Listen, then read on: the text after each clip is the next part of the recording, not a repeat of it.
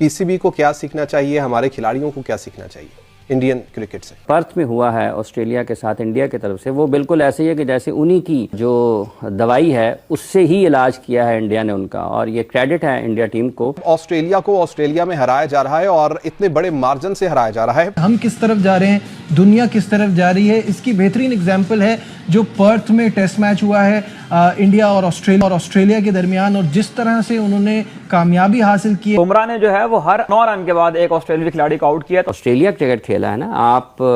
अमूमी तौर पर टीमें ऑस्ट्रेलिया जाकर ऐसी क्रिकेट खेलती हैं जैसी ऑस्ट्रेलिया ने खुद इस टेस्ट मैच में खेली है, जो टूर कर रही होती है। तो वहां पर ऐसे लग रहा है कि जैसे इंडिया ऑस्ट्रेलिया वाली क्रिकेट खेल रहा है और ऑस्ट्रेलिया जो है वो किसी और पाकिस्तान या श्रीलंका जैसी क्रिकेट खेल रहा है, क्योंकि इंडिया ने गुज़िश्ता 2-3 सीरीज में वहां पर उनके खिलाफ सीरीज जीती हुई हैं। पहली इनिंग्स में हमने देखा कि 150 रन और पूरी भारतीय टीम आउट, लेकिन फिर साथ ही कमबैक किया और भारत ने इतने जबरदस्त तरीके से बॉलिंग की कि 7 खिलाड़ी आउट हो चुके थे सिर्फ 67 रन पर ऑस्ट्रेलिया के। बुमराह तो एक यूनिक टैलेंट है, उन्होंने कप्तानी भी बड़ी शानदार की, बट उनके आप यंग खिलाड़ियों का भी रोल देखें ना। 15वां टेस्ट मैच ही था जायसवाल का, जिस तरह से उन्होंने दूसरी इनिंग में आके रन किए हैं, एक स्ट्रॉन्ग पोजीशन में लेकर आए हैं ये केएल राहुल के साथ मिलकर। दोस्तों, जो शानदार जीत भारत को भारत में मिली है, 5 मैचों की सीरीज में भारत ने 1-0 से बढ़त बना ली है और 295 रन से जो ये ऑस्ट्रेलिया के ऊपर जीत मिली है, इसने पूरी दुनिया का ध्यान बॉर्डर गावस्कर ट्रॉफी के ऊपर खींच लिया है। हालांकि दुनिया में क्रिकेट हो रही है, लेकिन ऐसा टफ कंपटीशन, ऐसी टफ क्रिकेट आपको पूरी दुनिया में कहीं नहीं मिलेगी। और ऑस्ट्रेलिया को ऑस्ट्रेलिया के ग्राउंड में, वो ग्राउंड जहां ऑस्ट्रेलिया इनविंसिबल हो जाती है,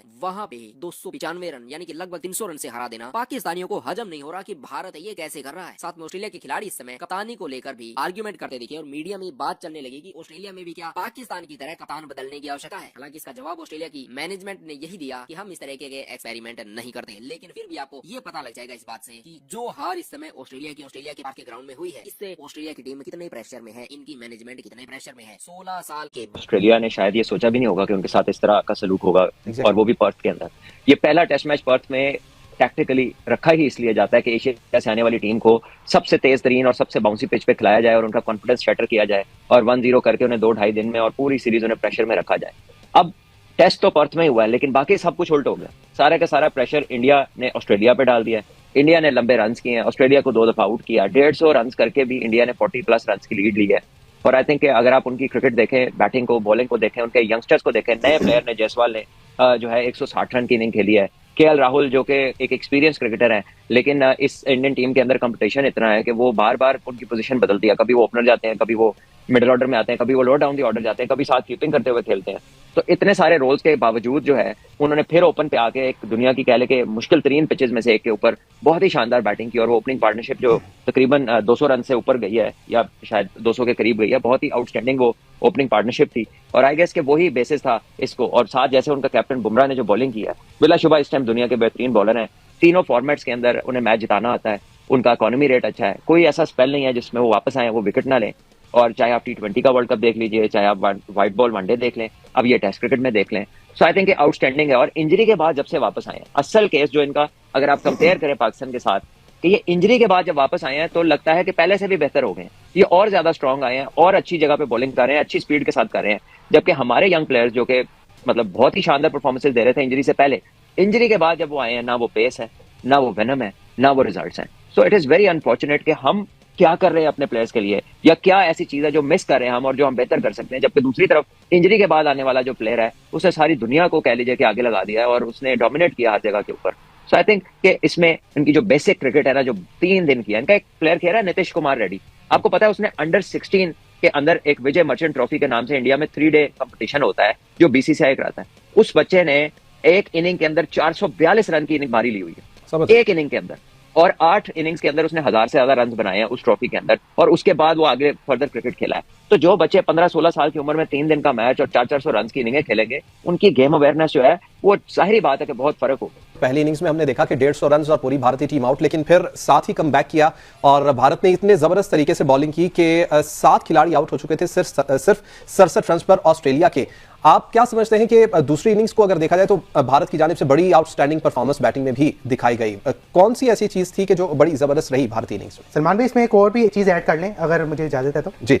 अच्छा, इसमें सलमान भाई ये बताइएगा कि उसने जॉश हेजलवुड ने एक इंटरव्यू दिया, उसने कहा है कि जी सवाल हुआ कि कहाँ आपको क्या लगता है परफॉर्मेंस कहाँ पे खराब हुई, तो जॉश हेजलवुड ने कहा कि यार मैं तो इतना ही कर सकता था, बाकी बल्लेबाजों की जिम्मेदारी थी। उसके ऊपर एडम गिलक्रिस्ट ने डेविड वार्नर से सवाल किया कि आपको नहीं लगता ऑस्ट्रेलिया के ड्रेसिंग रूम में जो है वो जरा इख्तलाफात चल रहे हैं। फिर उस पर अभी थोड़ी देर पहले पैट कमिंस ने भी कहा है कि ये जो इख्तलाफाती खबरें हैं ये बेबुनियाद हैं, टीमें चेंजेस नहीं, टीम जो है वो चेंज नहीं करेंगे दूसरे मैच में, इसी जो है वो टीम के साथ जाएंगे। तो आपको क्या लगता है कोई इस तरह का मामला चल रहे हैं, क्योंकि सारे खिलाड़ियों की जो एज है वो भी काफी ज्यादा हो चुकी हुई है। India definitely with time they have grown, और इंडिया का जो राज है मैं आपको बताऊं वो 3 दिन की क्रिकेट है, जिसका मैंने पहले जिक्र किया। इंडिया वाहिद क्रिकेट बोर्ड है जो कि अपने प्लेयर्स को एक लीग आईपीएल के अलावा किसी दुनिया की लीग में खेलने की इजाजत नहीं देता, और उनके प्लेयर्स फर्स्ट क्लास खेलते हैं, उनके बच्चे 3 डे क्रिकेट खेलते हैं, और उनके जो रिजल्ट्स हैं वो सारी दुनिया के सामने। बुमराह ने जो है वो हर 9 रन के बाद एक ऑस्ट्रेलिया खिलाड़ी को आउट किया। इस वाले ने जो है वो 64% रन अपने स्क्वायर ऑफ द विकेट उन्होंने बनाए हैं। तो ऑस्ट्रेलिया के अंदर जो है वो पेस हैवी और बाउंस हैवी पिच पर जिस तरह से जायसवाल ने बैटिंग का मुजाहरा किया, उस पर क्या तबसरा करेंगे और उसको किस तरह से मिलाएंगे अपने जो हमारे लड़के हैं उनकी क्वालिटी के साथ? आप जायसवाल को देखिए ऑस्ट्रेलिया में पेस एंड बाउंस है,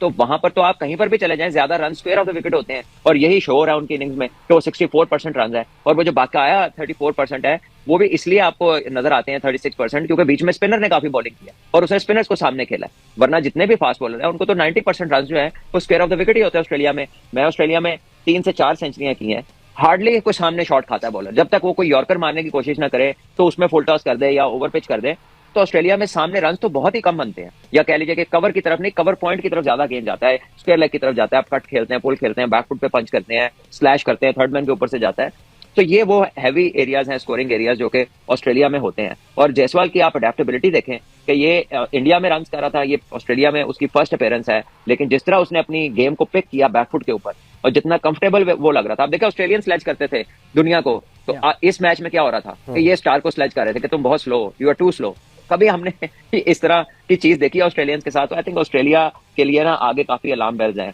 आने वाले वक्तों में, अगर इन्होंने अपनी चीजों को ठीक